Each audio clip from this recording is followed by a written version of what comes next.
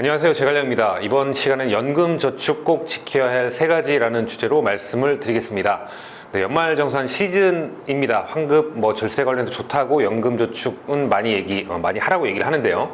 무조건 좋다고 하지 마시고 여러분들께서 오늘 제가 드리고 싶은 세 가지 이야기가 있기 때문에 이거 들어보시고 가입하시려는 분들은 오늘 내용 듣고 판단하셨으면 좋을 것 같고요. 또 이미 하시고 계신 분들 같은 경우에는 활용 방법 측면에서 좋은 팁을 얻으셨으면 좋을 것 같습니다.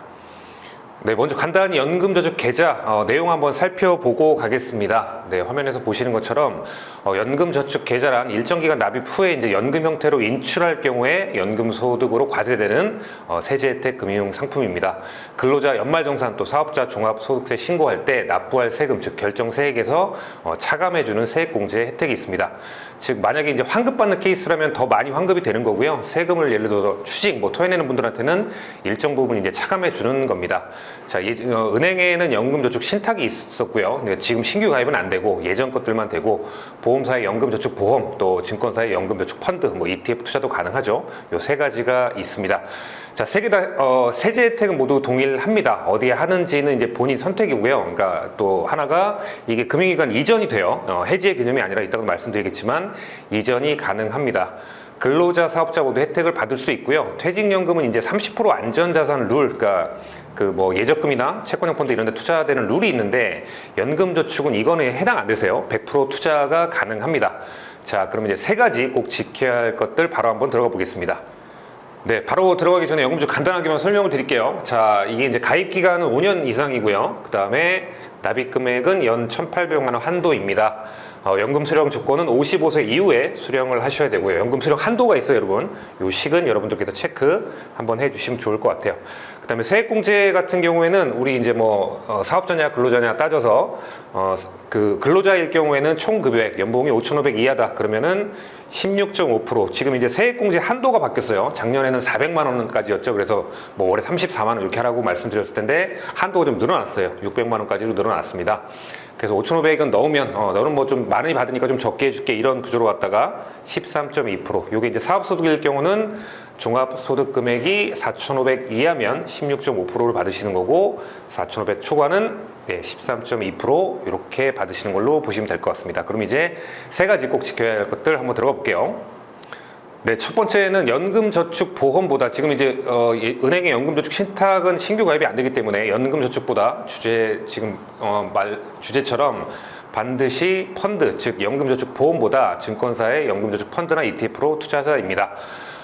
연금저축 보험 드신 분들 같은 경우에 시간이 꽤 지났는데 이 수익률이 이제 개털 같은 거예요. 수익률이 너무 낮아서 고민하시는 분들이 있는데 요거는 세 번째, 그러니까 지금 1번이고요. 3번 활용 방법 부분을 참조하셨으면 좋을 것 같아요. 자, 세액공제 혜택은 모두 동일합니다. 다만 이걸 보험사에 두느냐 아니면 투자하느냐에 따라서 결과는 천차만별이 되는 거죠. 그러면 보험사의 환급률표를 먼저 한번 볼게요. 인터넷 가입이 되는 거라 아마 이게 일반 설계사 통해서 가입하는 것보다 환급률이 약간 높은 겁니다. 여러분 잠깐 환급률 보실게요. 자, 그러면 지금 이거 같은 경우에 저는 한 10년 정도 환급률 보시는데 이게 지금 109% 이게 다른 설계사 통화보다 좀 높은 거예요. 이게 제가 보니까 공시율이라 그러죠. 요게 지금 보니까 보험사는 2%대 중반도 있고 후반도 있고 3% 넘어가는 게 지금 있나 모르겠어요. 하여튼 2%대 중후반 정도로 됩니다. 자, 10년을 했는데 요거는 이제 인터넷 가입하는 거라 좀 높아요. 이게 사실 제 기준에 높은 건 아닌데 한 10년 정도에 109%, 20년에 143% 이렇게 됩니다. 그러니까 10년 차는 제가 보니까 한 110% 위아래로 이제 되는 것 같아요. 이게 여러분들 좀 어떠신가요? 괜찮으신가요? 네, 저는 좀 분통이 터질 것 같은데 제갈량 TV를 보셨으면 이제 어떤 거 해야 될지 아마 아실 것 같은데 제가 관리하고 있는 실제 데이터 한번 볼게요. 자, 이거는 이제 2015년도에 11월 달에 이제 연금저축 보험을 가입을 했어요. 보험을 가입했다가 제 기억에는 아마 요거를 한 17년 5월인가요? 6월인가? 요때 이제 펀드로 이전한 거예요. 중간에 우여곡절이 많았습니다. 우여곡절이 많은데 지금은 연금저축 계좌는 그러니까 2017년에 옮겼으니까 지금 몇 년이죠? 8, 9, 10, 11, 12, 13, 한 6년? 한 6, 7년 됐을 거예요. 거의 한 70%입니다. 한 6, 7년에 거의 한 70% 가까이 됐어요. 중간에 우리 아마 아실 거예요. 코로나 때 되게 많이 까먹었습니다. 그러다가 이제 지금 요즘에 이제 거의 조금 회복을 하는 추세이기 때문에 한 70% 정도 났어요. 차이가 여러분 좀 보이실까요? 네. 아까 우리 얼마였죠? 연금저축보험 같은 경우에는 10년에 요거는 이제 투자로 됐을 때 연금저축 펀드로 들어갔죠. 지금 뭐 한 4개 정도 있어요. 요거 4개는 뭐 예전 펀드도 있지만 어쨌든 제가 말씀드린 펀드도 있고요. 투자는 6, 7년에 70%, 보험은 10년에 아까 몇 프로죠? 106%인가요? 109%, 한 110% 왔다 갔다 치면 될 것 같아요. 그러면 이제 10%밖에 안 되니까 이 차이를 한번 여러분들이 한번 느껴보시라는 겁니다. 예, 요건 실제 데이터고요. 자, 그 다음에 이제 제가 제갈량TV에서 말씀드린 펀드 ETF 성과 있죠. 요거 한번 잠깐 보실게요. 자, 피델리티 글로벌 테크놀로지인데 지금 5년에 한 134%. 요거는 이제 전체 펀드 성과이기 때문에 저는 이걸 만약에 분할 매수로 간다 그러면 저는 보조로 한 반 정도 잡거든요. 그럼 이게 한 6, 70%될 겁니다. 예. 그럼 여러분들은 아마 제가 말씀드린 거 결론을 아마 아실 거예요. 보험을 해야 될지 아니면 투자를 우리가 해야 될지.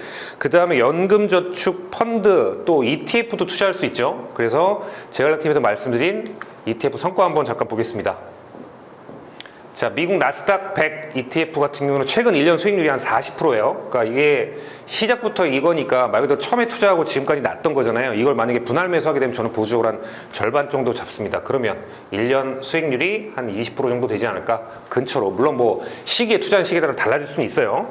자, 미국 테크 탑10 같은 경우에는 59% 거의 60%입니다. 그렇기 때문에 예를 들어서 매월 분할 매수했다. 그럼 얘는 제가 봤을 때는 30% 왔다 갔다 하지 않을까 생각이 듭니다. 피델리티 글로벌 테크놀로지, 그 다음에 미국 나스닥 100, 그 다음에 미국 테크 ETF. 어차피 저 연금 저축 같은 경우에는 55세 이후에 연금으로만 쓸 수 있기 때문에 이게 장기 투자를 기본 전제로 깔고 가는 거죠. 즉 좋은 투자 대상을 골라서 가면 아주 좋을 것 같습니다. 또 연금 저축 보험 같은 경우에는 뭐 납입 유예제도 잠깐 쉴 수 있어요. 이게 보니까 뭐 한 번 신청하고 1년, 뭐 최대 3년까지 신청할 수 있는데 어쨌든 납입을 좀 계속 해야 됩니다. 하지만 연금 저축 펀드나 지금 ETF 같은 경우는 납입에서 좀 자유롭다는 장점도 있습니다. ETF는 내가 그냥 살 때 연초에 몰아서 그냥 한번 사줬다고 쭉 가셔도 되고요. 아니면 있을 때 사셔도 되고, 펀드도 뭐 자동 혜택 걸지 않은 이상은 뭐 내가 직접 이렇게 시기별로 매수를 할 수 있으니까 그런 장점도 있습니다. 네, 그래서 첫 번째는 반드시 투자로 가자라는 걸 말씀드렸고요. 두 번째는 목적은 연금으로 반드시 쓰는 거. 저는 이거를 좀 두 번째로 중요하다고 말씀을 드리고 싶어요. 대부분 다 세금 환급 쪽에 좀 포커스를 맞추는데 더 중요한 목적은 연금입니다. 자, 이 부분 좀 말씀드려볼게요.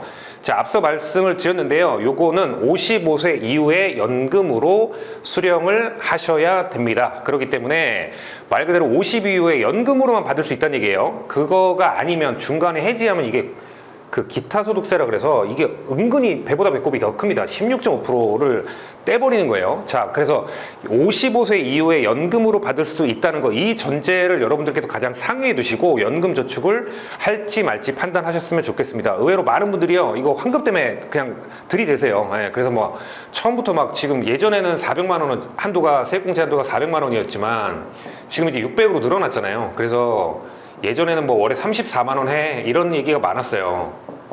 그리고 지금은 이제 600만 원이니까 월에 뭐 50만 원. 저는 처음부터 이렇게 무리하게 안 가셨으면 좋을 것 같아요. 중간에 만약에 힘들면 깨버리는데 이러면 배보다 배꼽이 더 커버립니다. 이게 왜냐면 납입할 때는 납입 원금에 대해서 세액공제 혜택을 받거든요. 뭐 근로자일 경우에는 5,500 이하는 16.5%, 그 다음에 5,500 초과는 13.2%. 납입할 때는 원금에 대해서 하는데 지금 중간에 해지하게 되면, 중도에 해지하게 되면 기타 소득세 16.5%는 원리금에 대해서 떼버립니다. 그러니까 원금 이자 같이 해서 내기 때문에 이거 배보다 배꼽이 더 큰 거예요. 그러니까 처음에 여러분 무리하지 마시고 처음 시작은 5만 원, 10만 원도 괜찮습니다. 작게 시작을 하셔가지고 여유가 되면 좀 늘려도 되니까 그렇게 좀 하셨으면 좋을 것 같고요. 가장 먼저보다 중요한 거는 55세 이후에 연금으로 쓸 목적으로 하시라는 겁니다. 세금보다 더 중요한 게 연금으로 받을 목적으로 하셔라. 이거를 가장 위에 두고 여러분들이 할지 말지를 결정하셨으면 좋겠습니다. 네, 세 번째는 이제 활용 방법인데요. 연금 저축보험을 올해 납입을 했는데 결과에 나 환장할 것 같아, 미칠 것 같아, 이런 분들 해지할 생각하지 마시고요. 이건 아까 처음에 제가 말씀드린 대로 연금 저축 이전 제도를 좀 활용하셨으면 좋겠어요. 말 그대로 이 해지가 아니라요, 적립금을 다른 금융기관으로, 예를 들어서 내가 연금 저축 보험을 하고 있다 그러면은 증권사로 옮길 수 있는 제도입니다. 자, 여기 이제 보시면 만약에 여러분들이 뭐 말씀드리겠지만 펀드로만 하겠다 그러면은 여기서 하시는 게 제일 좋아요. 온라인 펀드 슈퍼마켓. 예전에 이게 이제 포스였죠. 한국 포스 증권이었는데 펀드 여러분들이 네이버에서 펀드 슈퍼마켓 치시면 돼요. 펀드 슈퍼마켓을 치시면 얘가 나오는데 보시면은 연금저축 클릭하시면 그 다음에 연금저축 가져오기가 있습니다. 요거 온라인으로 여러분들 이전할 수 있기 때문에 펀드로만 만약에 하겠다는 분들은 펀드 슈퍼마켓 활용을 해주시면 좋을 것 같아요. 비용 측면에서 가장 유리하니까. 그리고 연금저축 가져오기, 요게 이제 연금저축 이전입니다. 그렇기 때문에 요거 이제 앱으로도 할 수 있고요. 인터넷도 들어가서 할 수 있으니까. 여러분 해지가 아니에요. 해지가 아니라 적립금을 그대로 그냥 옮기는 겁니다. 이거 해지해서 기타 수수 내는 개념은 아니에요. 그러니까 저는 옮기라고 좀 말씀을 드리고 싶습니다. 그리고 이제 펀드나 또는 ETF 투자 뭐 좀 해보고 싶다 그러면 증권사로 가시면 돼요. 요거는 이제 포스 같은 경우는 펀드 슈퍼마켓 같은 경우는 펀드만 되니까 ETF랑 자기는 ETF만 투자하고 싶다 아니면 펀드랑 ETF 좀 같이 하고 싶다 그러면 증권사 여러분들이 좀 쓰시는 증권사 통해서 앱 통해서 증권사들도 연금저축 이전하실 수 있어요. 이거 똑같은 거 있으니까 요거를 좀 활용하시면 좋겠다. 해지 절대 안 됩니다. 페널티가 좀 크기 때문에. 자, 그리고 이제 마지막으로 연금저축을 무조건 하는 것이 좋을까? 요 부분이 제가 요 부분에서 좀 말씀을 한번 드려볼게요.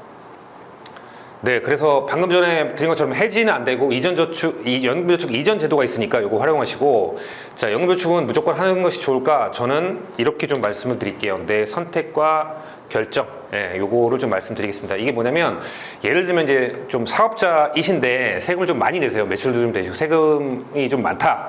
자, 그럼 연금저축 통한 세액공제 혜택이 아까 이제 우리 근로자일 경우에 또 사업자는 그 사업소득금액 4,500 이하죠. 그게 16.5%잖아요. 그러면 아마 99만 원 정도 될 거예요. 연애 환급 받는 게. 그러니까 예를 들면 내가 환급 받는데 환급 받는 상황인데 연금저축을 하면은 요거도 플러스해서 받으니까 더 많이 받는 거죠. 아니면 연금을 내가 토해내. 그러면 토해내는 부분에다가 요거를 더하는 개념이라 사실 이게 개인에 따라 좀 다를 수 있을 것 같아요. 어떤 세금을 많이 내는 사업자라면 이게 크진 않을 수도 있어요. 그래서 그분들은 차라리 좀 다른 게 좀 낫지 않을까. 물론 안 하는 것보다는 나을 거예요. 환급이 되니까.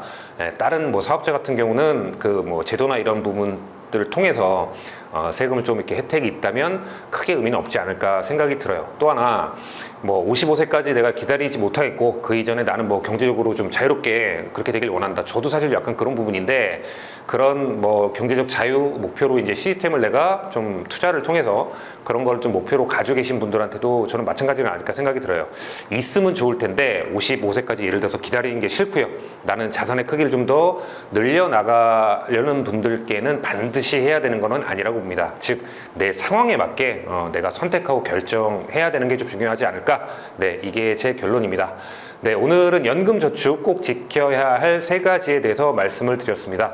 영상 시청해 주셔서 감사드리고요. 다음에 또 콘텐츠 준비해서 찾아뵙도록 하겠습니다. 감사합니다.